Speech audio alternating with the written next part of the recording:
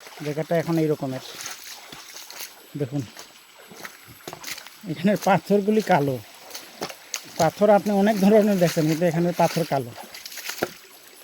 এদিকে একটা ঝিরি রয়েছে, এদিকে একটা ঝিরি।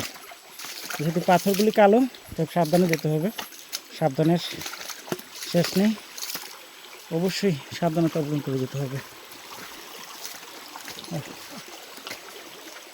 অন্ধকারের পরে আলোর দেখা,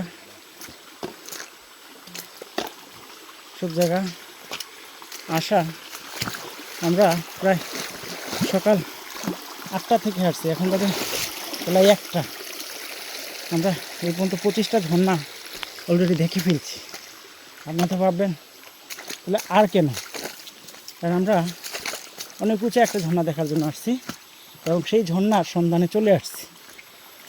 আপনার সাথে থাকুন, আমাদের কাঙ্ক্ষিত সেই ঝর্ণা আমরা কিন্তু চলে আসছি। আমি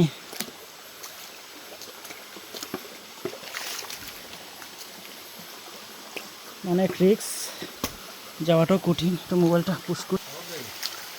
এই যে